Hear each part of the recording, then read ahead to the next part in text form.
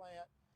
Piedmont Natural Gas, under cover of one of our fire companies, went in about 2 hours ago and shut off the valve to stop that flow of gas. We've been able to do aerial surveillance and have determined that as we speak, there is not an imminent heat threat to the rail car on the back of the facility that contains about 100 tons of ammonium nitrate. That was a concern this morning before we could get eyes on that and see what that situation looked like. This morning we talked about perhaps considering pulling back from a 1 mile evacuation zone to a half mile 36 hours into the event, which would be about 7 o'clock tomorrow morning, Wednesday. We are not going to do that. We are going to maintain the 1 mile evacuation radius around the plant. Before midnight tonight, the EPA is on site, and before midnight tonight, they will be broadcasting air quality data back to the command post. And at that time, we think we're probably going to release North Carolina Regional Response Team 5, the hazardous materials team that is here from Greensboro. The wind direction overnight and into this morning was out of the southwest. So the wind, if you look behind you, you can see that the smoke plume is pretty vertical. The wind is changing direction. It's going to come around it's coming around to the east, and later this afternoon into the evening, the wind is going to come around and be blowing out of the northwest. So residents who are northwest of the plant need to be expecting that tonight, to be able to see a haze in the air and to be able to smell that odor that smells like spent fireworks. And what you're smelling is the primary components that we've been able to determine in the products of combustion, which are some compounds of sulfur and ammonia. They are generally regarded just as irritants. They are not particularly toxic, but we still recommend folks who have sensitive respiratory systems to avoid being outside, to remain indoors with doors and windows shut. We do not encourage folks to be out exercising, running and walking and doing that sort of thing if they can see or smell, if they can see smoke or smell the odor from the products of combustion. We're still maintaining 3 fire department strike teams in the area to respond to anything in the event that there's a drastic change in the conditions. But the way the fire is behaving now is what we would like for it to continue to do, and that is burn off through surface combustion and consume the bulk of that ammonium nitrate. We do not know what the rate of consumption is. We just need it to burn out a fuel. But again, we're talking about 500 tons of product, and we are unable to determine what its rate of consumption is. I would like to take this opportunity to thank some folks. This has been a colossal effort being coordinated over multiple agencies, and the risk you take when you start naming names is you leave somebody out, but I'm going to give it my best shot. So agencies that have been assisting in this effort, Winston-Salem Police Department, Winston-Salem Forsyth County Emergency Management, Greensboro Fire Department, North Carolina Regional Response Team 5, Louisville Fire Department is here with a drone, Colonelsville Fire Department, and there are a number of fire departments that surround us in Forsyth County that have been filling in our stations and answering calls in the city since last night. Forsyth County Sheriff's Office, Forsyth County EMS, Forsyth County Emergency Services, Folks Record Service, the EPA is here, the ATF, the Office of State Fire Marshal is here, Piedmont Natural Gas, Duke Energy. And again, I'm sure I missed somebody, and I'll apologize ahead of time to those folks. I will be here to take questions. That concludes my report. I'd like to give North Carolina Commissioner of Insurance, Mike Causey, an opportunity to speak to you. Thank you, Chief Mayo. I'm Mike Causey, North Carolina Commissioner of Insurance and State Fire Marshal.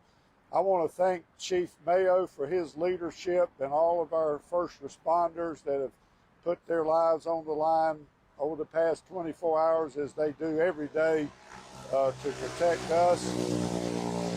This is it's a tragic situation, a dangerous situation, still very volatile, but I want to applaud Chief Mayo for the way he's handled this and the calm manner that he's approached this to bring all of these teams. I thank the Greensboro Fire Department, Winston-Salem Fire Department, Winston-Salem Police Department, and I think there's at least 250 first responders on scene. We have a drone here from the Office of State Fire Marshal, as well as two Office of State Fire Marshal investigators. We've seen too many tragedies similar to this. We're just still dealing with the QVC massive fire that we dealt with up in Rocky Mount, where we saw a lot of jobs lost. As I was talking with Commissioner Troxler this morning, he was telling me there's already a shortage of fertilizer, and now a loss of a fertilizer plant makes that shortage even worse. And this is from what I understand, this is a North Carolina company.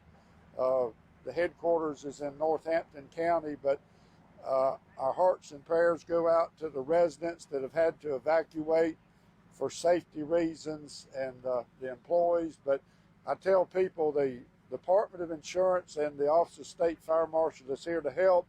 If any citizen has a question about insurance, if their insurance will pay for relocating, which most homeowners policies do, we can answer those questions for those folks that need help. And the same thing with any help, any questions the first responders might have. So thank you all for being here, and thank you, Chief Mayo, for giving me this chance. Thank you for coming. We appreciate your support. And I should have done this when we got started. I need to introduce some folks that are behind me here as you spool up with your questions. From your left to right, Director of for Winston-Salem Forsyth County Emergency Management, August Vernon. Standing next to him is the Chairman of the city's Public Safety Committee, James Taylor, representing the Southeast Ward.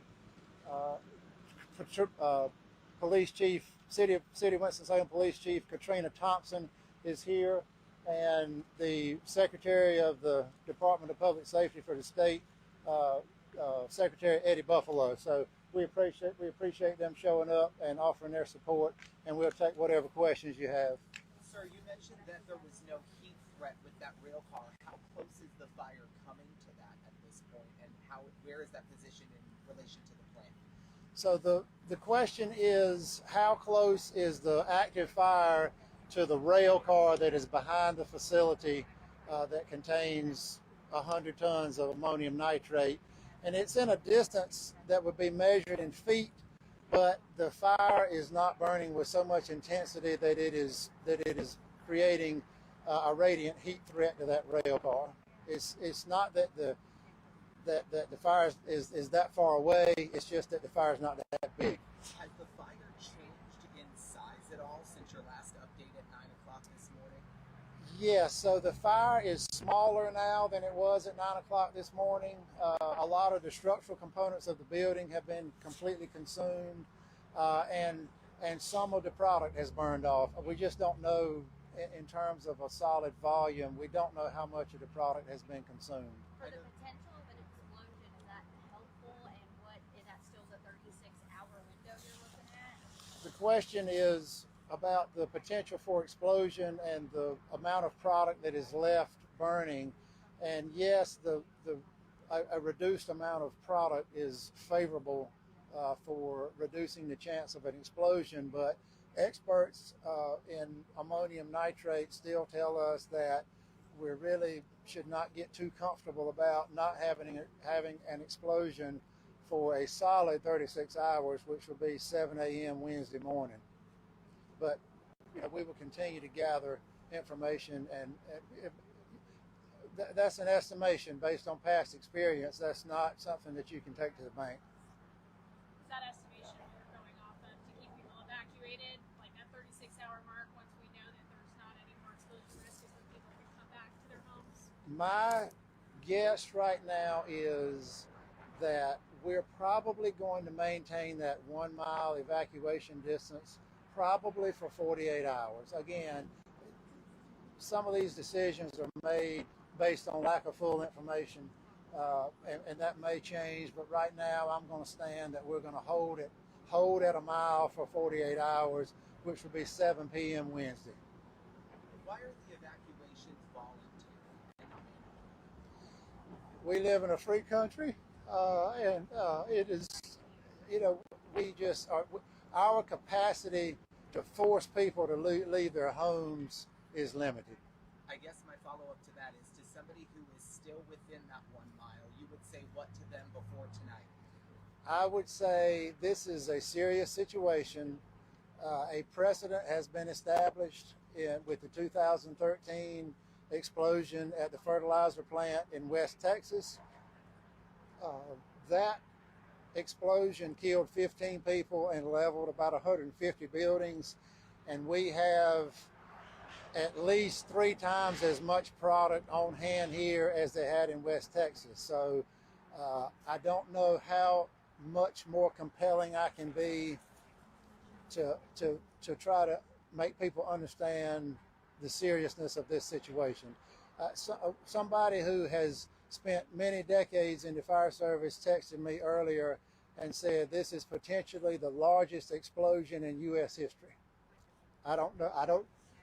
I can't magnify it any more than that. What are the latest nitrous oxide readings? Okay. I'm sorry, Sarah. The latest nitrous oxide readings?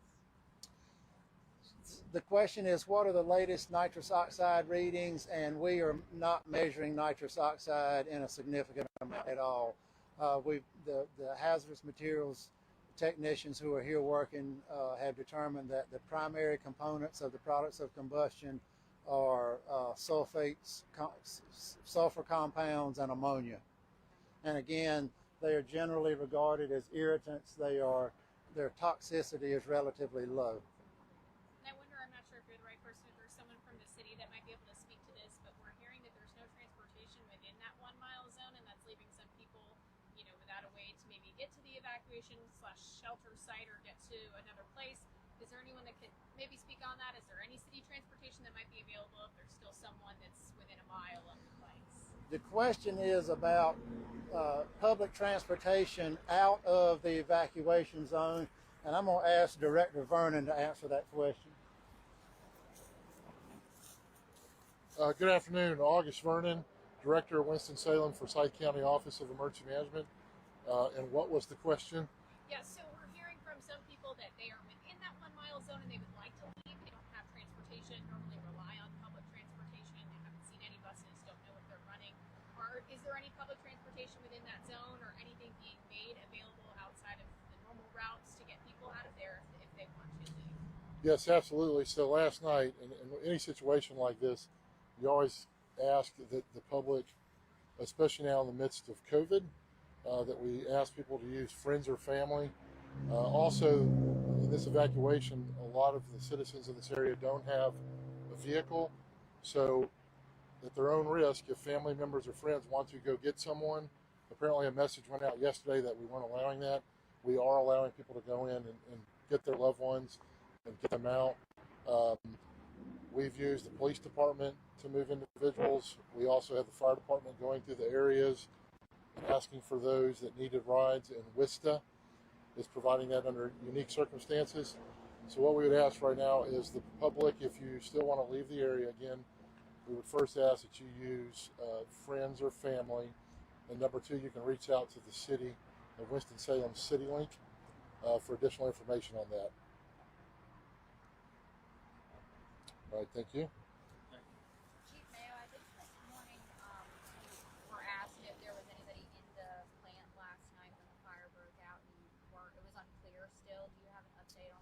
I don't have an update on that. Do you know all this? Was anybody in the facility when the call came in? Do you know? I'm not. I'm sorry about that. Was there anybody in the facility? I am not aware of that. There is an investigation that obviously has already started and will take some time. That is being conducted at a different site from here, using different personnel, different agencies. We know it's happening, so I don't think we really know those the answers to that right now. Is the fertilizer plant usually up and running at that hour, around the 7 o'clock time frame? I don't have the answer whether or not they were up and running at that time of night. Do we know if the company has had trouble reaching any of its employees? From a response standpoint, we're not aware. The question is, are we aware of any missing employees? We are not aware of anything like that. We have had representatives from the company here on site at the command post and are in constant communications with them. So we're not aware of anything like that, and we've not heard from anyone calling in about a missing friend or family member. So the company, you're working with the company, but they're unable to say whether there were employees in the building at the time? I'm not aware of that question. I've not been part of that conversation, but obviously that came up last night during the initial response. That would come up with any type of fire, and it's not been a concern. Chief, I know you mentioned that the fire has gotten smaller in size. You also talked about the wind kind of changing direction. Are we thinking that this is on a downward trajectory from here, or is it possible that it flares back up because of the wind situation? The question is about the size of the fire and will it continue to diminish, or is there a chance for it to flare up?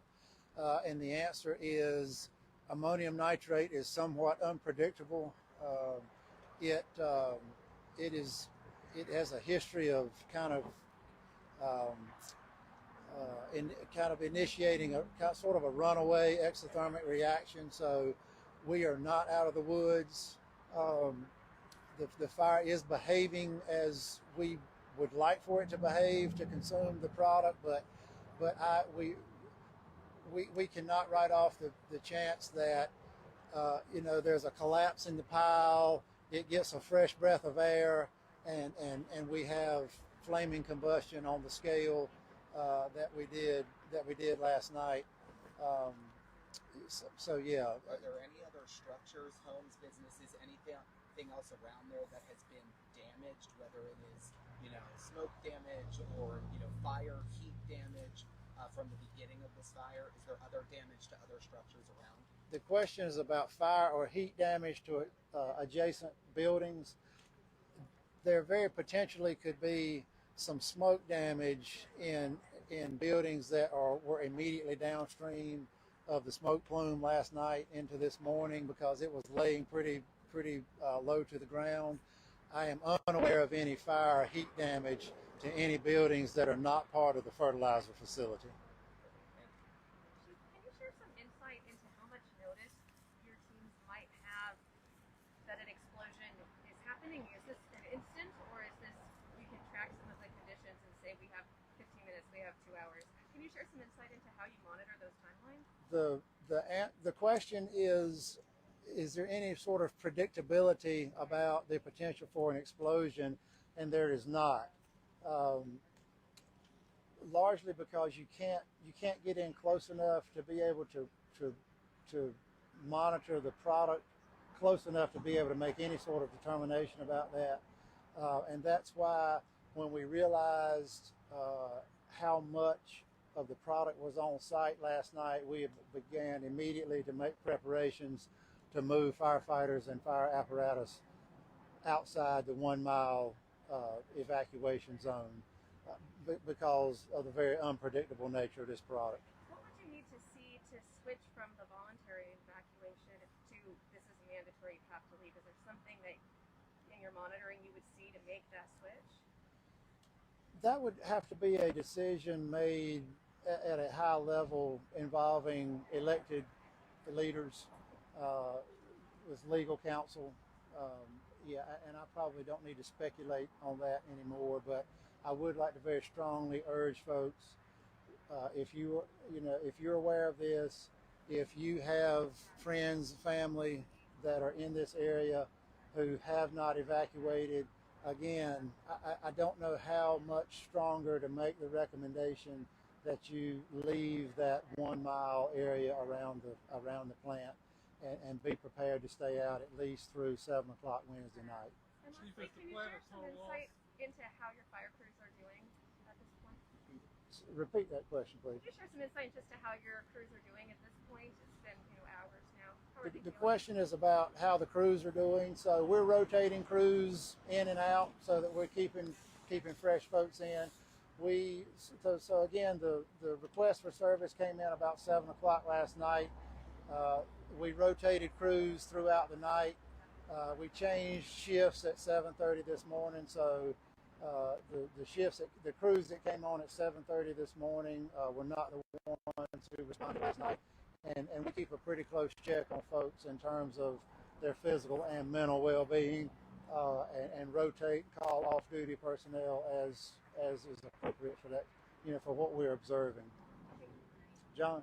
Again, do you have the estimated damage to the plant, or is it a total loss? I can't speak intelligently about either one of those things. I don't know what the value is, and we don't know what the loss will be until we can get the fire completely extinguished and plant representatives can go in and assess the damage, and that may be days. And then with the quick response and the high volume of crews that were on the scene so quickly, do you think that helped from making the scene turn even worse, help it from not getting that bad? The question is about our response time and the resulting limit of damage due to getting crews on scene quickly, and the kind of the conventional wisdom in the fire business is the faster we can get there and start intervention in whatever the crisis is, whether it be a medical emergency, a fire, a natural disaster. Typically, the faster we can get there and start interventions, the better the outcome of that event. And I have a question about if you're communicating with the school district. We know that there's one school that has been put on remote learning for yesterday. It was just announced that it's put on remote learning today. I wonder, in your conversations with the school district, I would imagine that their decision to go virtual would probably correspond with how long the evacuation zone is set up, how long this thing is going, the possibility for an explosion. Maybe give us a window in your conversations with them. The question is about conversations with the school system. I have not had any conversations with the school system. I know last night Police Chief Thompson contacted the superintendent. Chief Thompson, is there anything you have to share about that regarding your conversation with the school system and any decisions they may make based on the duration of this incident? Sure. So if I'm understanding you correctly, the question is what kind of contact we've had with the school system? Yeah, just what your conversations have been like. They went virtual yesterday. Today. They're going to go virtual tomorrow. I would imagine that in your conversations, they're probably going to be virtual as long as there is an active threat of explosion, smoke, that kind of thing. So the question is whether or not the school system will be virtual as long as there's an active smoke or threat of danger. Of course, that question will have to actually be answered by the school system. What we thought was our responsibility was to notify the Winston-Salem Forsyth County School System, which we did, to let them know what we had and the fact that we had the 1 mile evacuation radius going on. And of course, there was at least one school really, really close to that 1 mile within the Winston-Salem Forsyth County School District. I will mention that there was also a private school, at least one, that I was aware of and had made contact with that was also really close to that 1 mile radius. But no indication just yet that it could go beyond tomorrow. Whether or not it will go beyond tomorrow will be a decision that will have to be made by the school system. We will continue to be in contact with them and share with them the latest information that we have. Of course, the safety of our children, of all of our citizens, but especially our children, is of utmost importance. So we'll make sure we're providing the most up-to-date information for them to make that decision. Chief, do you know if the plant had a risk management plan on file? And if so, what would that kind of look like, or are they required to have one?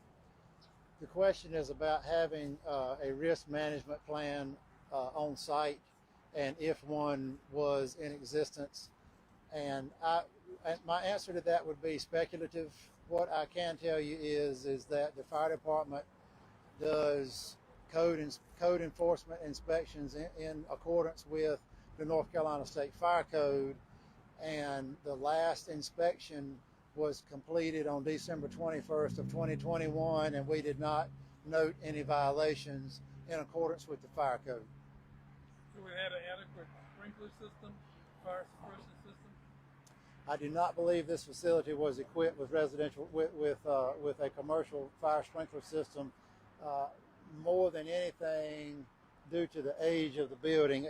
If I think I'm accurate on this, when this building was constructed, there probably was not any kind of consensus fire code in the state of North Carolina. Parts of this building are 80 plus years old. Is the sprinkler system required?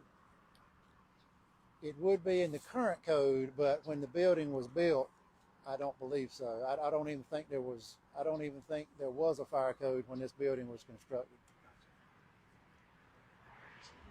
Chief, do we know how much manpower was on the ground to attack the fire last night? I didn't get an exact personnel count, but based on, so we went to 3 alarms, which for us would be 9 engine companies and 3 ladder companies, a on-duty battalion chiefs, a rescue company. I would estimate about 60. How many today? So we have 3 engine strike teams, so 21 firefighters approximately, plus probably a dozen administrative staff in filling various roles in the command post. And that question was how many firefighters are working this incident today. And you know, those strike teams are in addition to, you know, our regular on-duty staffing, which is, you know, probably about somewhere between 75 and 90. I guess the only other thing I have is this morning you were saying you did not plan to send any additional crews in from your department for 48 hours, so that takes us till about 7 o'clock tomorrow night. Right. What was that timeline based off of? Was that just how long you anticipated it would take to burn off the chemicals inside the building? The question is about how do we estimate when it's safe for crews to approach the buildings that have been involved in the fire. And the answer to that is, I think I stated earlier, that we are making decisions based on lack of full information. But that 48-hour kind of minimum wait to go in time span is just based on the expert advice we've gotten from around the country with folks who are in the business of dealing with ammonium nitrate and fertilizer plant fires. So it's possible that after a certain period of time you will be able to get in there and knock the small amount that's left down yourselves? At some point we will be able to get in there and completely extinguish the fire. And again, the minimum time would be 48 hours, but I will not be surprised at all if it's a week or 10 days. Are you nervous as you stand here right now, knowing the unpredictability of it all, and as fire chief and not being able to go down there and really do anything about it? Nervous. The question is, am I nervous? I'm not nervous, but I'll tell you that I've been in this business 33 years, and when I learned how much ammonium nitrate was on site last night, I felt as uneasy at a fire scene as I've ever felt in 33 years in this business. So,